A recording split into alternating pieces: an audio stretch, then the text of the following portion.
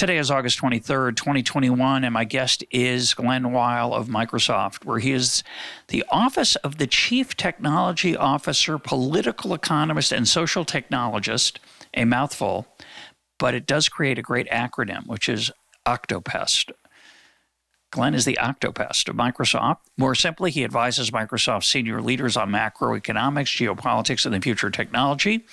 His mission statement there is, I help a corporate octopus reimagine itself as democratic infrastructure, rigorously accountable to those it holds power over. Glen was last here in May of 2018 talking about radical markets. Our topic for today is antitrust. And this draws on a conversation Glen and I had with the American Bar Association's Antitrust Sections magazine, Antitrust, on what policy objectives antitrust law ought to advance and how it can achieve this. A transcript of that conversation will appear in the fall issue of Antitrust magazine, and we'll post a link to that when that issue appears. Glen, welcome back to EconTalk. Thanks, Russ. It's great to be back with you. We had such a great conversation a few years back, and I'm looking forward to talking to you again. Me too. Now, traditionally, antitrust has been focused on making sure that firms didn't gain monopoly power or market power more generally, which would let them raise prices on consumers in the name of higher profits. How should we think about this model in a world where so many firms charge nothing out of pocket to their consumers, Google, Facebook, social media generally? What role does antitrust have in this world? And it's a world that a lot of people are scared about and got to do something, but the traditional tools of antitrust are not so obviously applicable. What's your take on that? So first, you said traditionally antitrust was focused on X, and the question is what one means by tradition.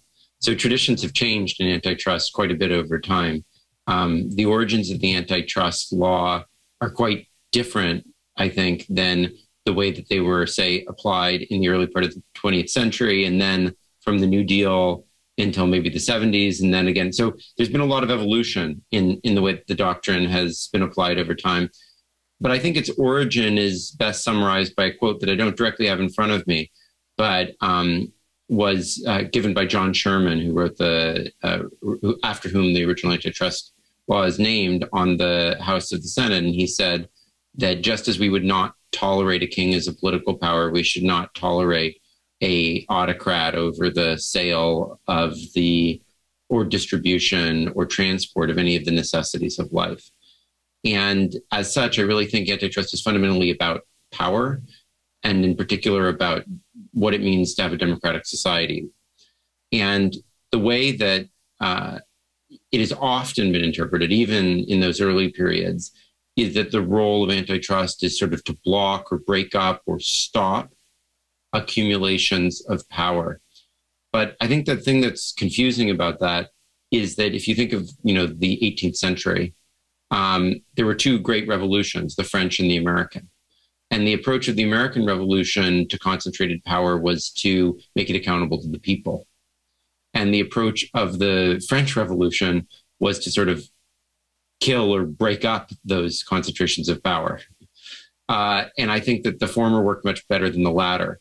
The British sort of gradual revolution of the 19th century was similar. It didn't end the monarchy.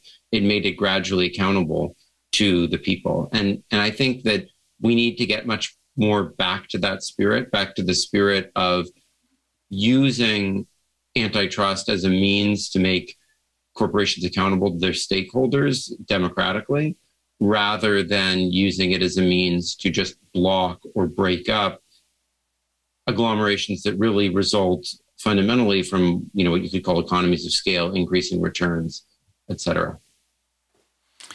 So that sounds really beautiful. I could hear the music swelling in the background when you use the word democracy and accountability, but that's a tough, it's not an easy thing to do. So let's talk about what you mean by that to start with. We'll get to how you might achieve those goals, but I don't even understand yet what you mean by that. So yeah. Let's start with an even simpler, more basic idea. Let's talk about power, because that's at the root of how I think you think about this. When you say a corporation's powerful, what does that mean? So I think the reality is power is one of these many concepts in social science that we can model in a variety of ways, but we've never managed to fully grasp.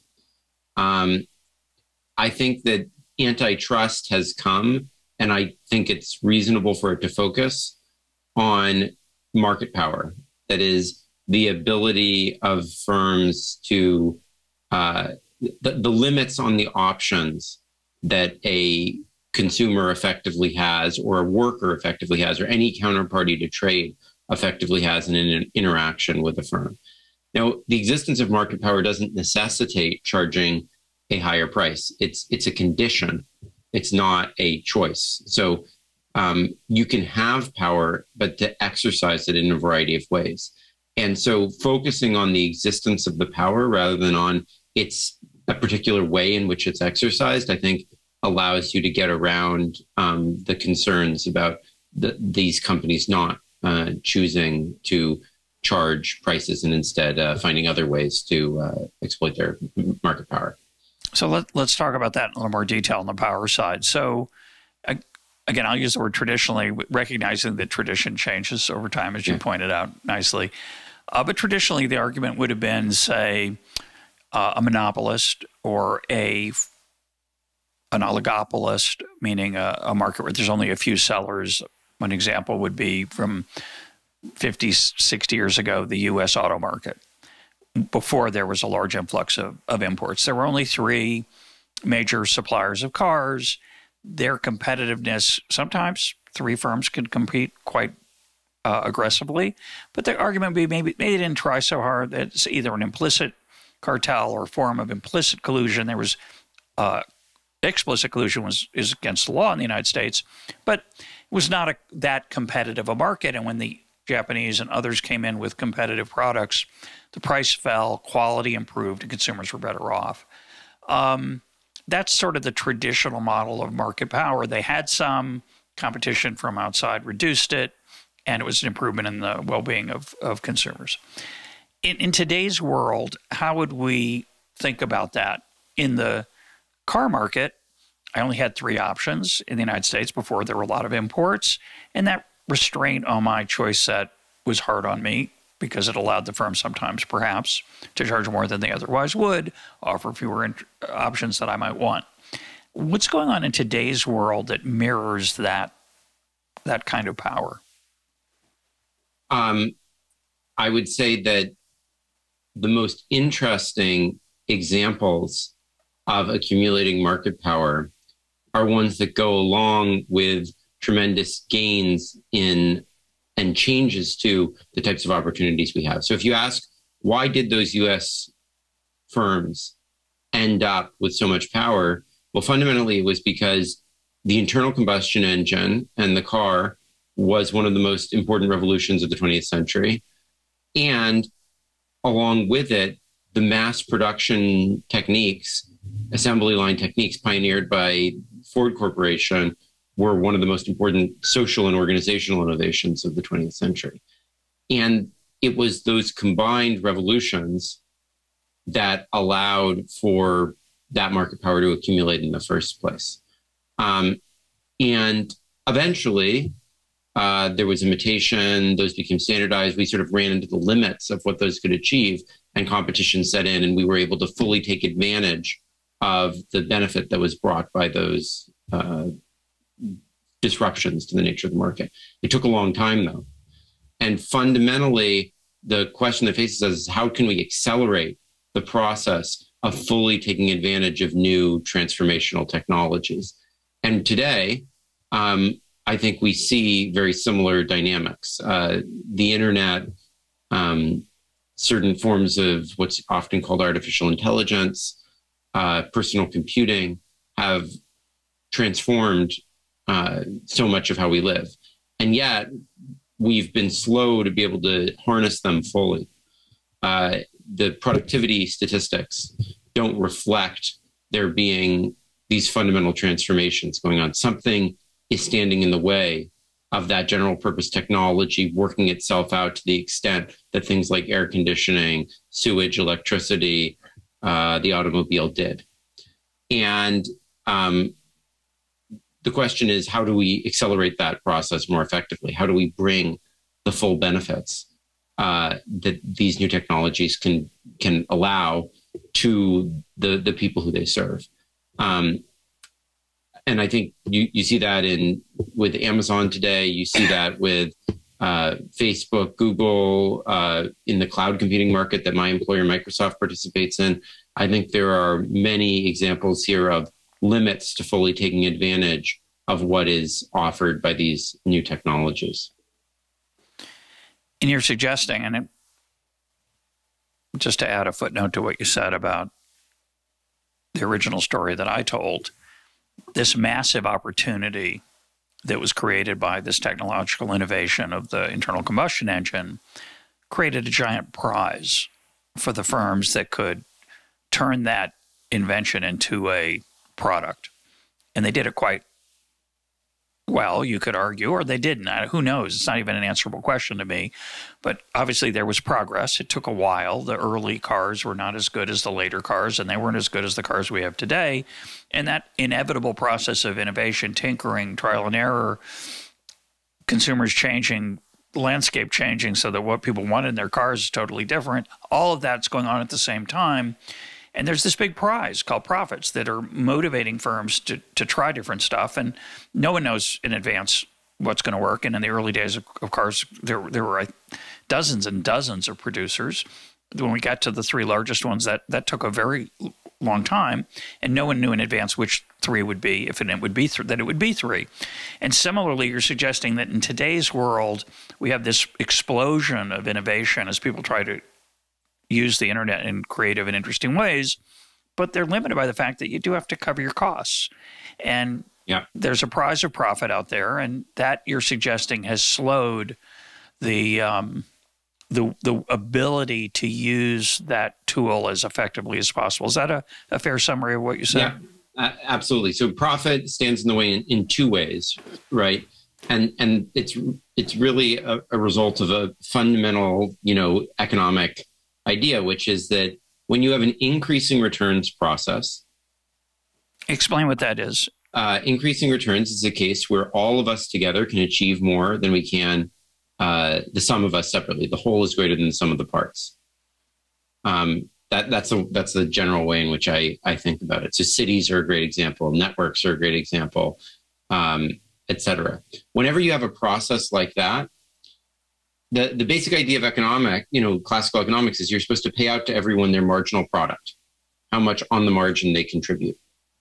Now, with a decreasing returns context, you can make a profit and still pay everyone their marginal product.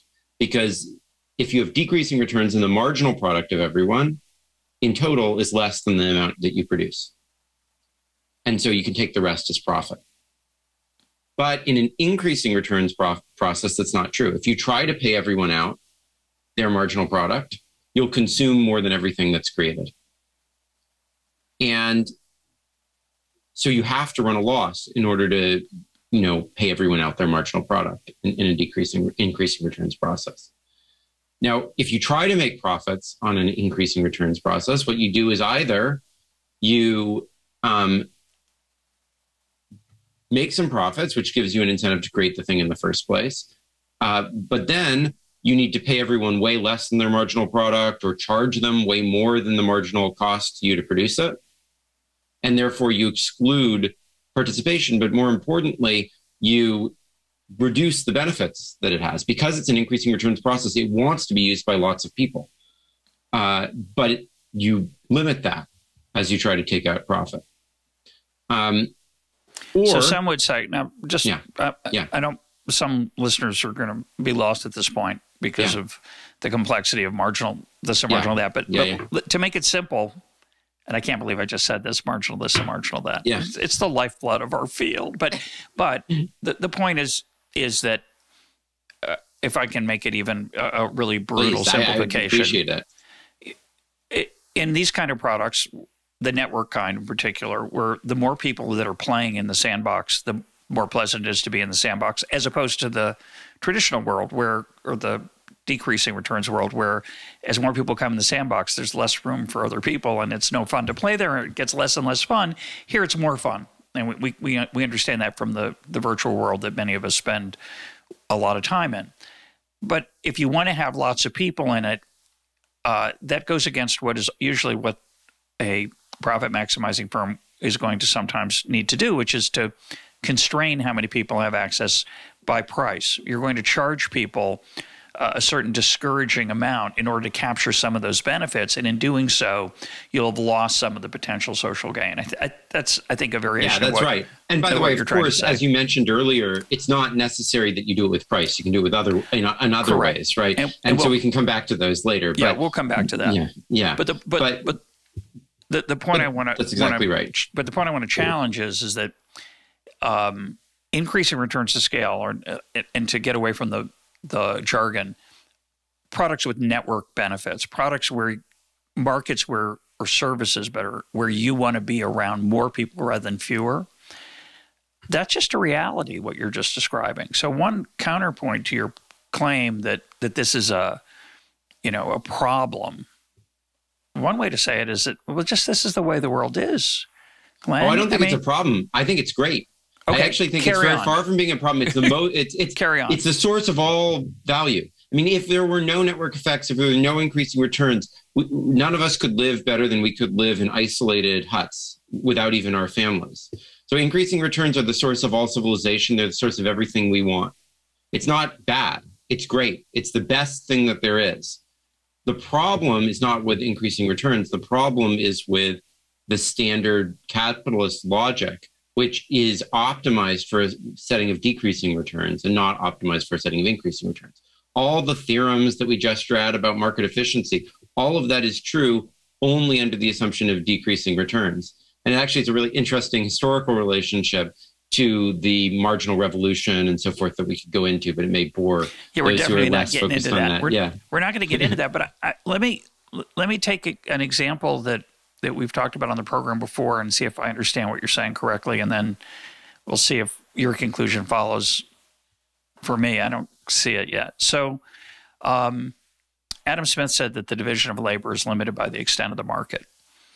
And so what he meant by that is that if you can sell over a wider and wider range of customers, as your customer base expands, you can take advantage of economies of scale. You can, and this has nothing to do with comparative advantage, nothing to do with David Ricardo's insight. It's just that pure size, in theory, up to a point at least, has these incredible productivity benefits because you can rearrange how people work. You can use capital with those human beings to produce things you would never be able to produce. And the obvious example is if you're selling 10 or 100 million cars a year, you're going to use a different technology than if you're selling one car a year. If you have a market of one, you might hand make a car. It would never make sense to create a giant production line. The capital that makes cars so inexpensive today compared to the past.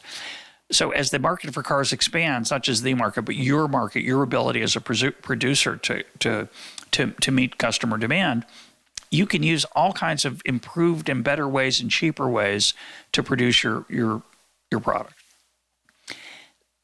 The fact that the firm has to make a profit in doing that is what motivates them to learn about those techniques, to discover those things. You can't just, I don't understand where you're going to, how's your story of capitalism going to deal with that? I mean, I love that. I love capitalism because capitalism, profit and loss, gives firms the incentives to discover those new techniques and new products and so on. And it works pretty well. What do we need that's new? What do we need that's different? Yeah. So one question is, what can we do that's better? And let's get into that at some point. But the first question is whether the usual justifications that are used to say that capitalism is the best system, the most efficient or whatever, have any relevance in this context. And my claim is they don't. Like, there might be other reasons why you like capitalism, and we can talk about those, right? And then we can compare those to other systems. But the usual justification that, standard economics would give, which is that competition with decreasing returns leads to efficient allocation, is just not applicable in contexts like that. And so but the 300 years, but the 300 years of civilization that you invoked implicitly, right? Yeah. Which were the exploitation of the increasing returns to scale of trade as it went from neighborhoods to countries to globe. We managed to pull that off with that old-fashioned model of people just trying to do the best they could. Well, that's not my interpretation of what happened during those 300 years. Like, I think obviously we moved beyond the forms of social organization that pre-existed capitalism. But most of what was going on during the most productive periods there, I don't think is well understood as capitalism in some simplistic sense of what capitalism means.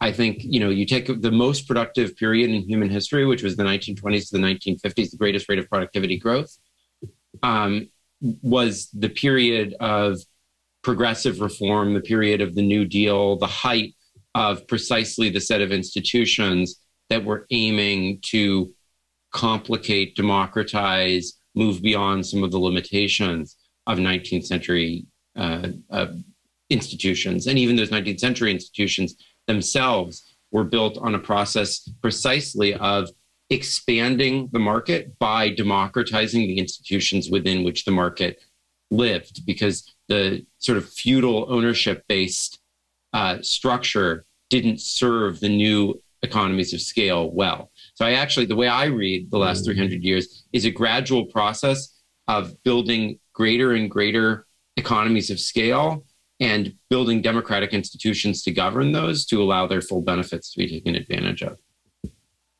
I love talking to you, Glenn. It's the greatest. That's so interesting, and I can't disagree more. So let's see if we can get into why and let you defend your view.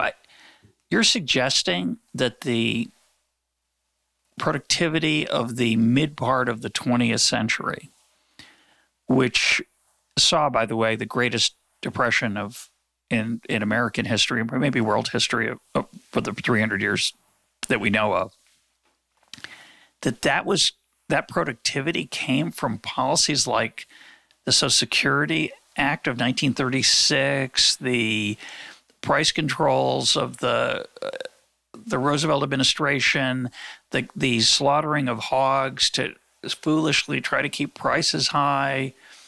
Really? What are you thinking about there? What in particular, besides post hoc, ergo propter hoc, after this, therefore because of this, what do you have in mind when you talk about these democratic changes? Yeah, great question. So some of the ones that I would point to as being most successful include the antitrust and utility regulatory policies of the 30s through the 50s, 60s, the dramatic investment in the public investment in research and development, which helped create the internet and so many of the advances, the fundamental technological advances really for the second half of the 20th century that were fueled by the investment in dealing with the Second World War. And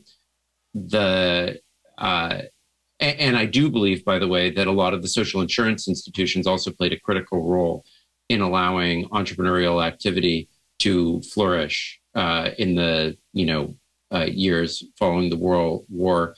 The GI Bill and the way that it enabled dramatic accumulation of capabilities and broadly spread innovation, the rise of labor unions and the way that they allowed the basic democratization of the workplace and a more inclusive labor environment that created incentives for productivity enhancement. So I think all of those things were relevant. I also think many of the examples you gave, I would agree, were not terribly productive. And I would argue that if you look at the entrepreneurial markets, which I think you would champion, you'd find that 90% of the things that are tried don't work. For sure. 10% do. Yeah, no, I cherry picked them unfairly. Yeah. I concede that. But the problem I have with that story, and let's not spend too much time on it because it's entertaining. I enjoy it. The problem is, the Social Security Administration, Social Security Act 1936 was trivial, just like the income tax was trivial at first. They were very small amounts. The kind of democratization and social programs you're talking about really hit their stride in the mid-1960s, right, with the Great Society, the magnitudes that really were important. Similarly, the unionization from 1950s on, it's declining. It's declining during a time of the post-war era, which was, very productive, 1950 to 75. Unions are getting less and less important every year in the American workplace over that period. The later part of that, the mid-60s to late 60s to early 70s, is when welfare programs are starting to really grow and get significant. And that's when we start to get not such a healthy economy. So I think it's going to be hard. You're going to have a hard time convincing me of that story. I'll give you one more chance, and then I want to move on to some other issues in the modern era. That's fine, Russ. I mean, we can go through timing in many different ways, and I think it's going to be tricky to completely settle things. But I do think it's quite striking that the period of greatest productivity growth in U.S. history, in world history, really anywhere, was also a period that I think most people would not characterize as a height for, a simplistic notion of capitalism. Like, I think it's hard to align this. Yeah. It was not, I agree with you. It's not the golden era of laissez-faire. People would point to the late 19th century as sort of the closest thing America's had to real laissez-faire capitalism, which did have quite a bit of innovation and economic growth. But let's put that to the side. Yeah. And I'd love to spar some more at another time. But for today, in what sense should we think about democratization, which is that doesn't excite me. A lot of people find that phrase, I'd say, emotionally resonant. It doesn't resonate with me. So make the case for why we want our economy to have a democratic whatever phrase you want to use, role. What do you mean by that? What does that mean? I don't think you mean stockholders voting. I don't think you mean majority rule on referenda within a corporation. You mean something bolder than that for how society, I think, interacts with these firms, correct? Yeah. So the first thing I want to be clear about is that sometimes when people talk about democratization, they have in mind a nation state. They think the United States of America should somehow take hold of all the companies within America, and that the same process that governs, our elected representatives should govern the corporate governance. And that's not what I mean. Okay. Why is that not what I mean? Because there's a fundamental problem. Like, the fundamental problem at the heart of democracy is what I would call the misalignment of actual and natural polities. So what do I mean by that? We know that in the United States, we have a long history of disenfranchising people, whether it was women, African Americans, et cetera, not treating people who had just as much of a stake in the country as part of the democratic process. And we know that as much as we might respect our democratic ideals, that without those people being included, we weren't really living up to those ideals, right? 100%.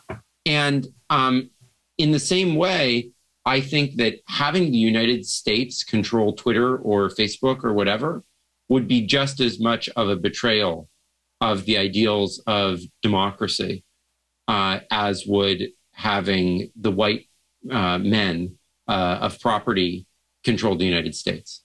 Because the reality is the user base of Twitter is, like, I don't know, 15, 20% in the United States or something like that. It just makes no sense if you were going to have a democratic governance of Twitter for it to be based around the US government. And the reality is that we have these nation states that were set in stone at some historical moment as a result of certain accidents. And the set of people who are there are now the ones who get democratically represented. The only structures we really have for democratic representation, approximately, are those. And that is not an appealing basis for building democracy in an era like this. So what we need is democratic institutions that are actually adapted to the structures of power and interaction and economic activity, social connection that govern our world today. So that's what I mean by democracy, and then that's the sense in which it's much more radical. Than it's what even most people think crazier. of. It's even crazier than I thought. Okay, not crazier, less attractive to me. That's what I mean by crazy. I don't mean it's weird. I like weird. So how would that? So when I think of why I like markets, for example, or sometimes why I like markets more than, say, political governance, it's because of the feedback loops and the skin in the game that profit and loss give, and that are often missing in the case of political markets. And you want to take it a step further. You want to say, let's water those down even more and spread them across the entire globe. How are we going to get anybody to invest in wisdom and the decision-making process and the risk-taking that's necessary if they don't have much of a stake in it? They're going to, we're going to say there's a stake, but their voice is going to be irrelevant, just as it is in voting, by the way, mostly. Well, I think that the genius of large-scale democracies is how thin they are. So I think we need, like, the United States, I think, was forced to agree on a set of very minimal national government principles, which many people respect, because of the diversity of the nation that it sought to govern. Absolutely. And I think that we should aim for the same thing with the corporations. Like a lot of people talk about interoperability as an answer to market power. I'm a big believer in that. And I explain what that is. Interoperability means that you basically, the things that are most broadly shared are also the thinnest. They're the things with the least substance to them. They just are basic protocols in which people can interact. Like the internet's a great example of this. Like you hardly even perceive the internet, right? The internet's like a background on which other things happen.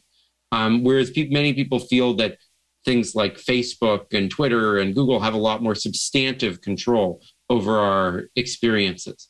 And I think that the broader, the more global that things are, the more that they should be that sort of thin and neutral layer.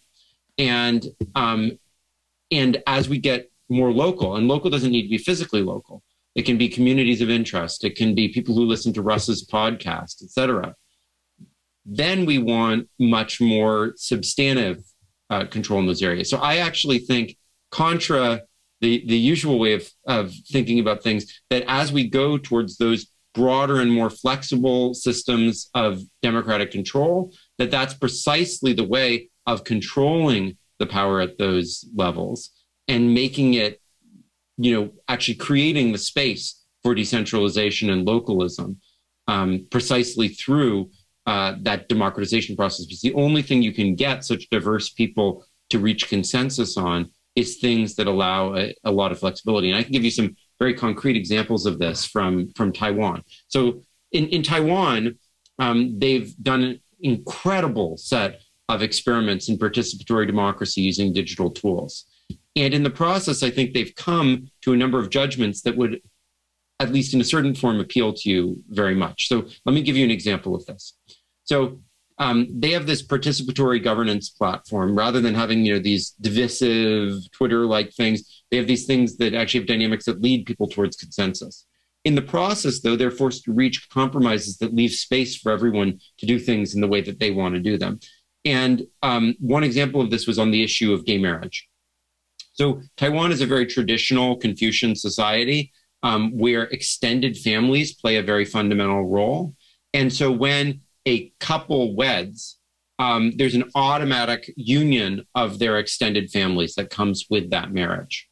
And this was a source of great opposition to gay marriage within the Taiwanese society, because extended families didn't want to be connected by something they didn't believe in, right? So they had this polis process, which we can talk about if you want, but it's a process that uses modern machine learning type technology to form clusters and to allow people to do democratic deliberation at scale. And the conclusion that they ended up coming to, which was built into law, was that they would create two separate stages to the marriage process for all couples. One in which the individuals who are marrying marry, and one in which the extended families sign a contract with each other in order to form a union. And this ended up basically honoring the values of both sides more, because the younger generation wanted the freedom to marry as they choose, but they actually believe very strongly in these sort of individualistic, contractualist values, right? And on the other hand, the families wanted a direct recognition of their role in the wedding, and they got that as well. So that was a way in which democratic deliberation at scale actually gave more space to everyone to reach their desired outcomes. So you're suggesting, but I can't grasp it. You're suggesting there was a virtual town hall, an internet-mediated conversation that took place that allowed a set of options to emerge rather than a one-size-fits-all. Would that be a fair summary? Exactly. Yeah. And actually they've done this for hundreds of issues, and you'd find that many of the solutions, most of the solutions were sort of this sort. They were like creative ways of finding new mechanisms that allowed sort of changing the space to allow greater freedom to everyone. And they arrived at that through this sort of virtual town hall. And I'm happy to talk about how it works. It's actually quite ingenious because it enables really a deliberative democratic conversation at scale, which is something we haven't been able to do in the past. Yeah, one of the things I don't like about the political process, there are many things I do like, by the way. I always like to make it clear. I'm not an anarchist. People like to, caricature sometimes people's views. I'm a classical liberal. It means I want a restrained role for government, an expansive role for individual responsibility and choice, and voluntary associations of people coming together for profit and for nonprofit in nonprofit ways to work on things. One of the things I don't like about government is usually it's blunt. There's there's a law, there's a piece of legislation that applies to everyone in a certain way. For just to take an example, everybody on welfare gets the same amount of money based on a handful of characteristics that are all very clearly observable and would have to hold up in court. How many children you have, whether you work or not, and so on. Whereas in theory, a private charity, while it might struggle to raise money because of the free rider problem, could tailor its solutions in ways that a government agency would struggle to do. I'm not going to romanticize private charity that way. It has other problems. But what you're suggesting is that this underlying technology, which I do want you to expand on a second, but I want to make clear what I think I hear from you. What it's allowing people to do is, even though it's using the top-down government legislated solution, it's allowing for some multiplicity that often does not emerge in, say, U.S. institutions where something's either legal or it's not, or it's allowing for a lot more nuance and subtlety. Is that true? Yes, and I would even go further than that and say I actually agree with everything you said about private charity. I love private charity in many ways. I think that's the spirit we should aim for. But as you pointed out, it struggles because of the free rider problem. So like the goal of all these institutions, in my mind, is to find ways to actually empower that third sector.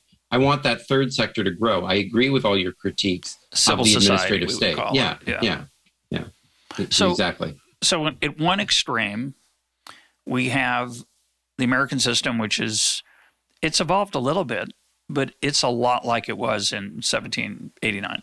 Obviously, there's more inclusiveness. There are different rules about how we pick senators exactly.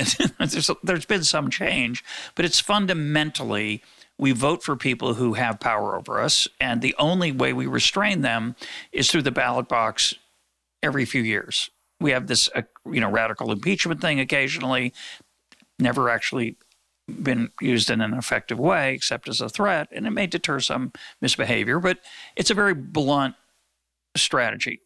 Explain what a Taiwanese set of institutions or what an American set of institutions would look like that would be different than what we have now.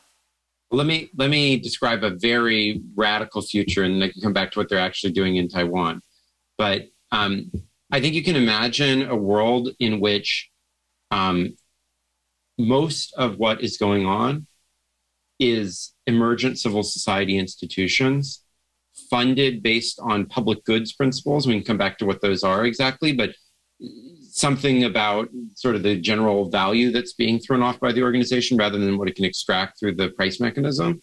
And those institutions sort of in a bottom-up, democratically assembling way getting funding. That funding sort of decaying over time in some kind of a way that's a little bit like an election, but not an abrupt, like every 4 years you have a re-election, but rather that over time that sort of capital that it has gets drawn down And so unless it sort of renews its mandate, it's going to sort of die off. And that being how both most of what we consider private enterprise and most of what we consider the public sector are governed. And so there being very limited role for some like fixed geographic, fixed polity nation state, but also very limited role for private profit, simply profit-seeking enterprises. People, seeking things like profit instead do it through these charitable or public goods type institutions. So what might that mean in the real world for Google, to pick a non-employer of yours? I mean, I don't want you to, I don't put you on the spot and talk about Microsoft, obviously, but. Yeah. So there's a short-term question and there's a long-term question. So in the long term, what you could imagine is that there wouldn't be a Google. There wouldn't be, none of these things would exist. Actually, what instead would happen is that when Sergey or Larry had this idea for a search engine and they knew that advertising would make it awful, which they wrote in their original paper. They I don't know if you've ever seen the original Google paper, but it says it's very important that this never become based on an advertising model, because given the power of AI and whatever, it would totally distort the environment. And suppose that they had that vision, instead of going and seeking venture capital, instead they would go on sort of like a crowdfunding site. Now, crowdfunding sites, the problem is it's hard to raise much money there because of the free rider problem, right? But imagine that there was a big pool. They do pretty well. They do pretty well. They do okay. Amazing. They do okay. But maybe not enough to fund Google. Okay, go ahead. Yeah. I mean, it's not enough to. I think there's very few really scaled enterprises that have been funded through that mechanism. But I agree, it's an exciting dimension. Like I like those things. Yeah. But imagine there was a big pool of public matching funds that were raised through taxes or philanthropy or whatever, that was there to match some of those contributions. And so we got this private, decentralized signal to direct these public funds to build an enterprise like this. And it could either be initially at that funding stage, or it could be that there was even a venture capitalist who gave them funding, and then afterwards, there was some crowdfunding voting thing if people really liked the service, so that it was it could either be private profit anticipation of sort of a prize through this kind of quasi civil mechanism, or it could be initial funding directly through the civil mechanism. Both seem useful to me, and that's the way that they were funded. And so then, rather than putting advertising whenever, they did everything to try to maximize their likely reward in this type of a mechanism that combines elements of democracy and markets. So, that's fascinating. I mean, the part that I've thought about, maybe I don't think about it correctly and you can tell me, but, when a firm doesn't make it in the current world, and I'm going to pick an example that close to my heart, which is Evernote. I really like Evernote. I understand there's alternatives, but I really like Evernote, and I'm kind of invested quite a bit in it. And it might not make it. I assume at some point it won't. I assume at some point, like most firms, it'll be beaten by some competitor. And then the question will be, well, what about me? And the answer in the world usually is, well, too bad. You're, whatever product you bought, there's usually a market for the parts among aficionados and so on. But we could imagine that these firms would turn over their technology to a public, not a public trust, that's not quite the right word, but to a Wikipedia-like collection of people who care about it, either because they use it, or they just think it's beautiful, or they think it's interesting and fun. And it wouldn't improve at the rate it has perhaps in the past. There might not be any more innovation in it. It would just be, quote, static, stuck, which is great. I love the way it is now. I don't need any more innovation. People say, well, it doesn't have a very good calendar. I don't care. Or a to-do list. I don't care. That's not what I use it for. And I'd like it to persist and be available. But a lot of these products that have created this network of users, and sometimes they're communicating with each other, obviously, and something like Twitter, couldn't they be sustained in some sort of public-private, whatever you want to call it, democratically governed product that would, the way a nonprofit would run it, right? That seems to be a possibility. I'm all in favor of that, and I'm even more excited about it for the ones that are successful. So I don't think that needs to kill innovation. I actually think that can be the source of innovation. So I think that there's something called exit to community, this notion that like we should aim for a world where as you grow, as you scale, you actually become the collective property of those who you govern, effectively. No, who you serve. You mean who use the product. Yeah, exactly. And serve and govern. I mean, that's the thing. Like that there's always that two-way relationship, with anything that we have reason to value, we also have reason in some sense to fear, because we have to fear the loss of what it is that we value in it, Yeah. But I'm thinking about, I think about someone like Mark Zuckerberg, who I don't know anything about personally, and I'm just using it as an example. If you built a product that is as phenomenally successful as that, meaning it gives an immense amount of joy to many, many people, and you don't like what it's become, you realize, and there was this interesting set of ads that Facebook ran about a year ago, or sometime, I think they ran during the Super Bowl last year, about how, Facebook's going to be what it used to be or whatever, kind of a nostalgic thing. But suppose you're the founder of a firm like that, and you don't like what it's become. It's kind of hard to get off that treadmill, because you've sold stock to all these people who have priced into that stock this future flow of ad revenue, of manipulating people through what they see in their feed. And I have mixed feelings about that whole phenomenon. But let's say you don't like it. And if you don't like it, this equity market kind of says, too bad. This is the way it's going to be. Right. You, in the process of creating something, like to me, the entrepreneur, what an entrepreneur does is sees a new community that didn't exist, that could exist. In that sense, I don't think a social entrepreneur is so different from a market entrepreneur. Yeah. And if you believe in that community, if you believe that's what you were put on this earth to create, then you should want to empower that community, and not some random other set of people who happen to give capital to the project, right? And that option isn't available really today. It isn't available to sustain yourself and to empower a new community to come into existence. But what's stopping it, right?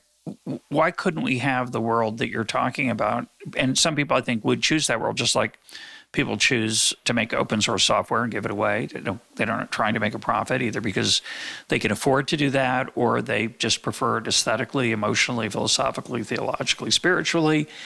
We can do that now. It's struggling to compete against the world that you're trying to change. So what's stopping it? Because of we don't have the capital to support investment at scale in that type of thing. I think relative to the capital that is invested, the return, actually, I think that's the best way to think about it. You think about the funds that actually go into open source software, or the funds that go into a lot of things like mutual aid, these civil sector, quasi-charitable organizations, or I don't know if you know Hillary Cottom's work, the incredible work she's done on sort of horizontal social support. The return on ROI on those projects is just infinitely higher than is the ROI on private sector software development, or the ROI on government, administrative social support. And so ROI I think being return on investment. Yeah, exactly. So we should want, when an ROI is high somewhere, we should want to invest more in that area. We should want to find ways to empower that type of activity more fully. So your argument is that the free rider problem is stopping that to some extent. And the way we can overcome that is by pledging tax revenue and other funds like that, other taxation of various kinds, and use the signals of the bottom-up crowdsourced story to funnel the funds from the coercive state, so that they're not just spent on, say, special interests. I don't necessarily like the term coercive state. No, I knew you wouldn't. I apologize. I think there's a lot but you do go to jail. That assumption. You do go to jail if you don't pay your taxes. So there's a coercive part to it. And you do go to jail if you walk onto someone else's property and set up a house there or something like that. So I think most coercion out there is done through the state by private entities, not by the state on private entities. So I have a different perspective on it than you might. Okay, but how do we get there from here? And by the way, as we're talking, I actually think I wrote a paper in 1987 in the JP on this. So I'm going to dig that up and send it to you, Glenn, and you'll be able to understand it because I won't. Great. It was too long ago for me. But the idea was that we could radically change, and I think this is kind of what you're saying. The charitable deduction is an attempt at is a very tiny step in this direction, because the charitable deduction says if you're willing to give some of your money to a cause, the state will match it in some dimension in the form of a reduced tax burden. I think people fundamentally misunderstand tax deductibility. I think they think that you make money giving your money away. You don't. You just don't lose as much. And the idea would be, perhaps, that the welfare state could be funded by a radically larger, instead of your marginal tax rate, it could be just a very, very enormously many-fold tax subsidy to things that people give money to, not just related to your own. Yeah, so that's exactly right. That's kind of what you're saying, right? That's exactly right. And we need to structure it in such a way that really accounts for the free rider effect. So what is the free rider effect? If you're a small part of a large good, the free rider effect is the strongest, right? If you're like giving most of the money, in fact, it turns out that there's essentially almost zero free rider effect for the single person who values the thing most. Yeah.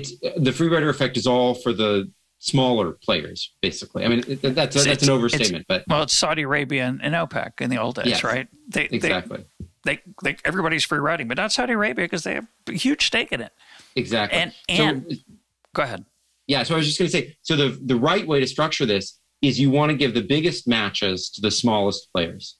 In fact, one way to think about it is the Kantian, categorical imperative. You want everyone to act as if they're sort of controlling everyone's behavior, something like that, right? Yeah. So if you're 1/1000th of the total thing, you should get 1,000 for one match.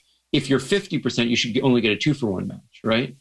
And it turns out you can write that thing down as a differential equation, and you can just solve for what the solution is. And it takes a particular form, which is this quadratic thing, which is being used to fund lots of open source software right now on the Ethereum blockchain and in other environments.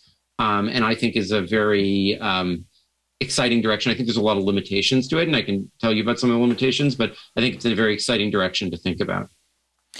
But this idea of funneling public funds based on private votes of money is not really your most radical idea, I'm thinking, because that's really working within the current institutional framework. Now, maybe the current institutional framework couldn't innovate that kind of change, but I think, don't you want to do something a little more radical to the whole governance thing? Well, I think that the best innovations are ones which can be applied at a very small scale within the existing framework so that they can grow and blossom, but that when they do grow and fully blossom, they transform the whole environment. And I think that is what this is a great example of. So yes, it can be done in small steps and local ways. It's being done that way to show its merit. But if it really shows its merit eventually, I think basically the whole concept of the state and the whole concept of capitalism both sort of melt away. And all of the, institutions we have supplying things to us come through this kind of participatory democratic mechanism at many different scales in many different ways in this very flexible form. Now, there's even more radical things that I could show you as well, Russ, but I think that they would all have this property that they can be built from within the existing system in bottom-up ways, because I think trying to impose something like that top-down is the way to create a lot of chaos and destruction and danger. I think only when we can show that it can build within an existing system is it likely to be beneficial and gain legitimacy. I want to go back to the word democratic in that last lovely peroration you just gave. I think that's the right word. Usually we think of democracy as votes. One person, one vote. You're suggesting, you're trying, implicitly, I think you're answering objection I raised earlier, which is the skin in the game. You're saying it's not so much democracy as the voting electoral process that we associate with democracy. It's the participatory part and the spreading out of power over the organization or the product. Is that a fair point? Yeah, I mean, I used to believe that democracy represented a particular mechanism. That's how I used to think about it as well. But I've changed my perspective on that. To me, democracy has come to mean much more a set of values. And those values include things like symmetry of power. If entity A has power over entity B should have equal and opposite power over entity A. You could also call that self-government or something like that. Another fundamental value to me of democracy is what I would call epistemic comparative advantage. The notion that rather than saying like this person is smarter than that person, instead we look for the differences in the way that different people think and look at them as complementary to each other and look for gains from trade, from exchanging perspectives. So those are some of the values that I see as essential to democracy. And we don't really have a set of institutions that instantiate those values well. We have a set of institutions that are somewhat motivated by those concepts and maybe at the time that they were created did a reasonable job of trying to achieve some of them, but don't really adapt to the ways in which society has changed very completely. So let me give you an example from, again, from the tech world. I'm going to try to invoke kind of arguments that my libertarian friends would make in response to your viewpoint. I'm not totally convinced by those, maybe the way I might have been in the past. So I want to try to evoke those, though, and let you respond to it. So you could argue, well, I don't have to use Google. First of all, they don't charge me anything directly. So when I do use them, it's really kind of a great deal for me, as you were suggesting earlier. I've got all this fabulous search capability. I get all these, could even argue, I get all these great ads that come to me. Where's the power there? What power do they have over me? They don't take my money. They give me a bunch of stuff without charging me for it. I really like it.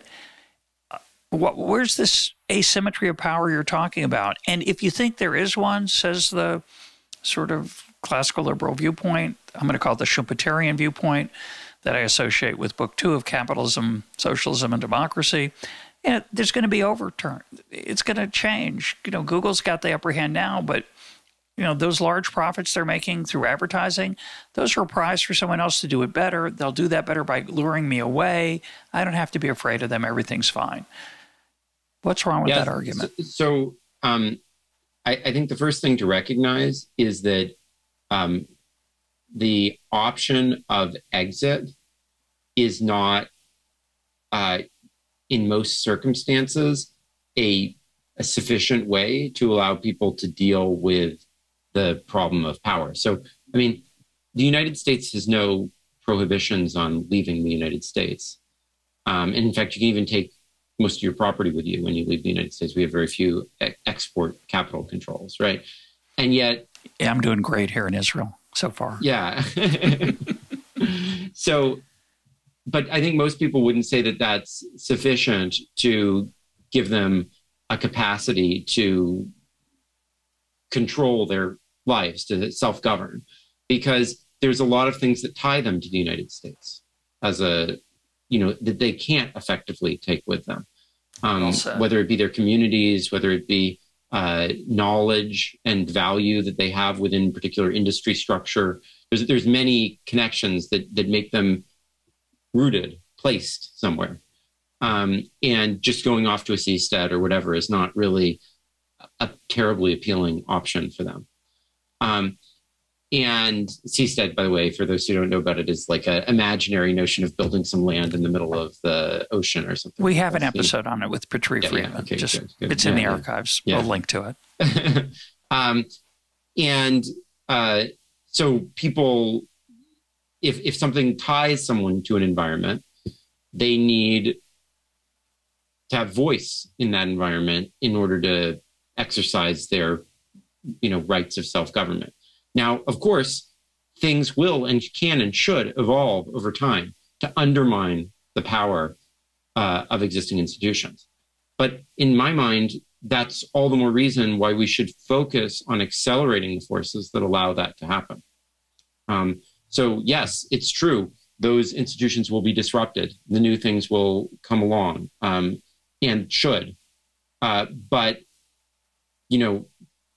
what determines the rate of economic growth is the rate of technological progress. What determines the rate of industrial progress is the rate at which we're able to bring new institutions into existence to respond to new social realities. And if anything is slowing those down, it should be a primary goal, I think, of social policy to counteract that and to instead accelerate that process of change and diversification and so forth.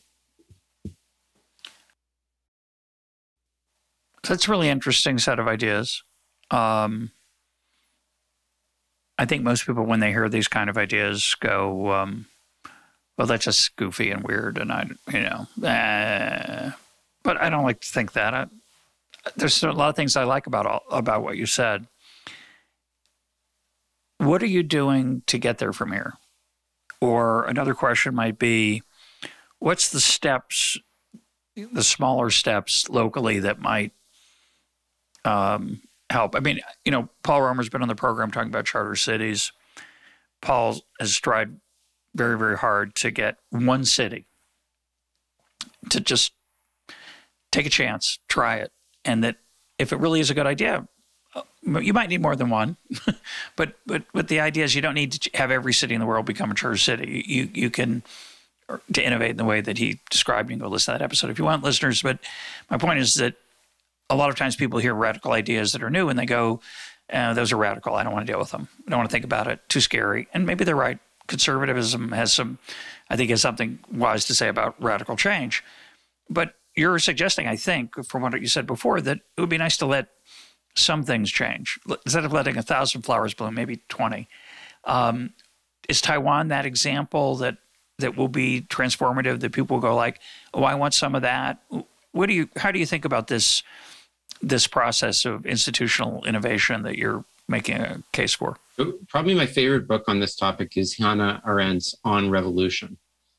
And what Arendt argues in that book is that there's kind of two types of, quote, revolution.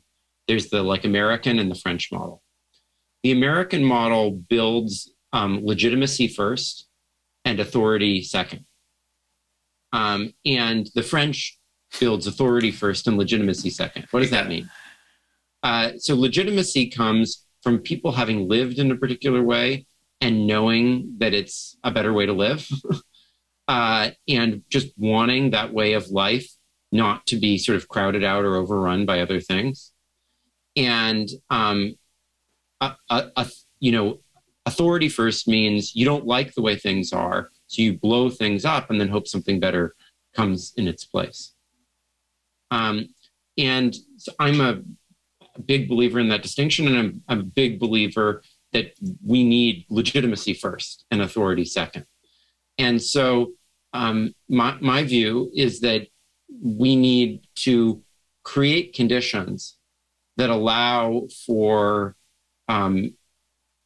widespread experiments within the existing system in cooperation with existing institutions to build a future like this. And that's the reason why I work at a big corporation like Microsoft and work with governments.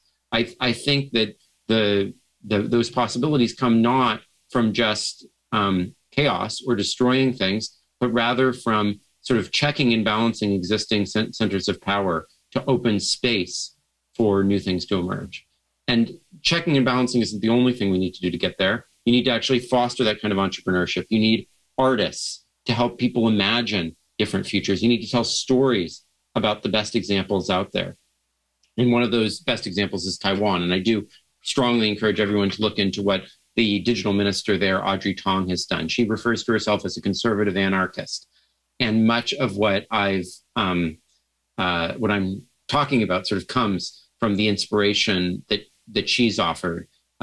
She says she works with the government, not for the government, to bring forward these types of civil collaborations to serve what people in the government are trying to do better, and eventually offer these civil alternatives to, the administrative state. My guest today has been Glen Weyl. Glen, thanks for being part of EconTalk. Thanks, Russ. My pleasure.